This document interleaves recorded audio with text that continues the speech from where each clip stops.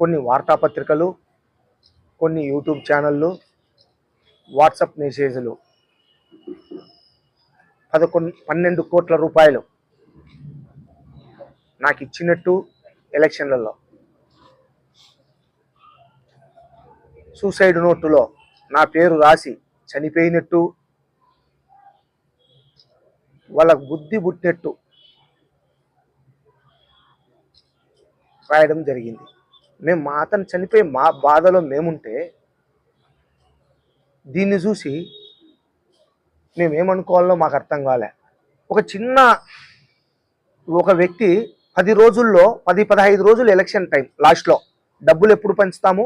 Last టైంలో పంచుతాము. ఆ టైంలో మాకు 12 కోట్లు తెచ్చే స్తోమత ఈ ప్రొద్దుటూరు పట్టణంలో ఒక చిన్న వ్యక్తికి ఇస్తారా ఎక్కడైనా? ఒకేసారి 12 కోట్ల రూపాయలు అతను తీసుకొచ్చి మాకు ఇచ్చినట్టు, అతను మమ్మల్ని అడిగితే మేము ఇవ్వనట్టు ప్రచారం చేసినారు. ఎంత బాధాకరమైన విషయం అంటే, నిన్న ఆయన చనిపోయిన టైం నుంచి నేను వీడికి వచ్చేదానికి ఒక 5 నిమిషాల ముందు వరకు ఈ ప్రెస్ మీట్ పెట్టే వాళ్ళ మామగారు, అతని పిల్లనిచ్చిన మామగారికి ఫోన్ చేసి నేను అడిగిన, అన్నా ఎవరన్నా అప్పులోళ్ళు వచ్చినారా, మాకు ఇన్ని కోట్లు ఇవ్వాలా అని అడిగితే ఇంతవరకు ఎవరు రాలేనైనా, నిన్నంతా గబ్బుగా మా అల్లుడిని చేసినారు, గబ్బు పట్టించినారు, మేము చచ్చిపోయిన బాధలో మేము ఉండాము, ఇంతవరకు మాకు అడగలేదు అని చెప్పినారు. పంద్యాలలో ఏం జరిగింది?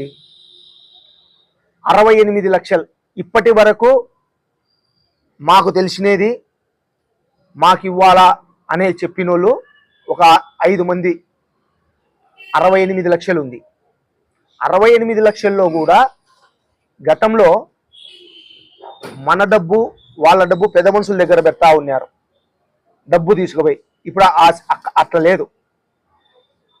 మనము మాట పైనే, అవతలోడు మాట పైనే, ఇద్దరు ఒక స్లిప్ రాసుకొని నేను ఈ పార్టీ గెలుస్తుంది, నాకు ఈ పార్టీ గెలుస్తుంది అని స్లిప్పులు రాసుకున్నారు. అట్లాంటి మాత్రమే ఈ 68 లక్షలు. ఈ 68 లక్షల్లో ఒక 5 లక్షలు మాత్రం క్యాష్ కట్టినారు. ఆ క్యాష్ కూడా మా సుబ్బరావయ్య దగ్గరే కట్టినారు. ఒక్కరు మాత్రం మా సుబ్బరావయ్యది 5 లక్షలు, అవతలోని 6 లక్షలు, మొత్తం 11 లక్షలు మా సుబ్బరావయ్య దగ్గరే కట్టింది వాస్తవం. మిగతాదంతా పట్టీలు రాసుకున్నారు, పేపర్లలో రాసుకున్నారు, నువ్వు గెలుస్తావు అని. అది మొత్తం కలిస్తే 68 లక్షలు ఉంది. 68 లక్షలు ఆయనకు ఒక 40 లక్షలు 50 లక్షలు అప్పు పుట్టి ఉండింటే ఈరోజు ఈ పరిస్థితి లేదు. మా లాంటి వాళ్ళకి చెప్పి ఉన్నా కూడా ఈ పరిస్థితి లేదు. మాకు కూడా చెప్పలే. ఎందుకు?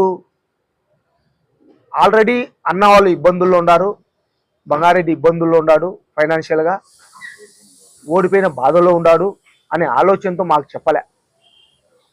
చెప్పుకోకుండా ఒక 3-4 రోజుల తర్వాత వెళ్ళిపోయినాడు. వెళ్ళిపోయినాక ఇప్పుడు ఇట్లా జరిగింది. ఏం రాసినారన్నా? ఇది సూసైడ్ నోట్ అంటారన్నా. నిన్న ఇది లేకముందు ఏంటేంటో రాసి పెట్టారు. సూసైడ్ నోట్లో బంగారెడ్డి పేరు ఉంది అని. ఏముంది ఈ పేరు దీంట్లో? దయచేసి ఈ క్రింది నెంబర్లకు కాల్ చేసి చెప్పండి, కాల్ చేయండి. దయచేసి ఈ క్రింది నెంబర్కు కాల్ చేయండి. నా పేరు ఎన్వి సుబ్బారావు, ప్రొద్దుటూరు, కడప అని ఇది రాసుకొని జేబులో పెట్టుకున్నాడు. దాని కింద ఏం పేర్లున్నాయి? బంగారెడ్డి నా పేరే, పోలీస్ నాగా, రాజేంద్ర ఆయన ఫ్రెండ్, క్లోజ్, అతను కూడా క్లోజ్ ఫ్రెండే, క్లాస్మేట్స్ వీళ్ళిద్దరు. రామచంద్రారెడ్డి ఒక 5 ఏళ్ల నుంచి ఈ పిల్లోడు ఫ్రెండ్గా ఉన్నాడు. శేఖర్ యాదవ్ మా సర్పంచ్, మా ఎంపీపీ. విజయవాడ నరేష్, ఇతను ఎవరో నాకు తెలియదు.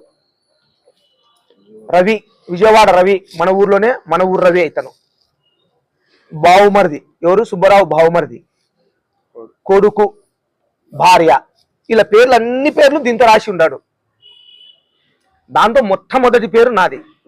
భార్య కంటే, కొడుకు కంటే, బామర్ది కంటే, అందరికంటే ఎక్కువ నన్ను నమ్మినాడు.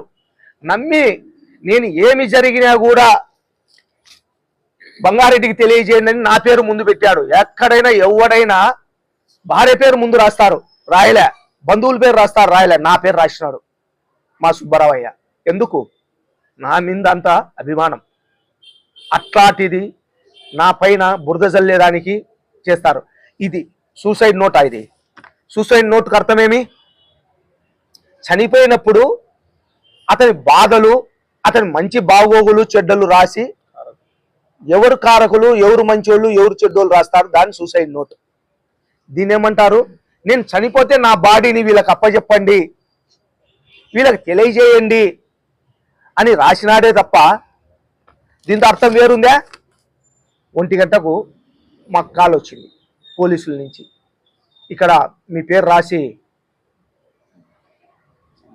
నెంబరు, మీ పేరు రాసి ఇట్లా చనిపోయినాడు, ఇట్లా ఇతని పేరు ఎన్వి సుబ్బారావు అంటేనే మా వాళ్ళకు మేము ఫోన్ చేసి, అక్కడే ఉన్నారు కాబట్టి ఆ టయానికి అక్కడికి పంపించి ఈ కార్యక్రమం చేసుకున్నాం. ఆత్మాభిమానం ఎక్కువై, ఆత్మాభిమానం చంపుకోలేక చనిపోయినాడు.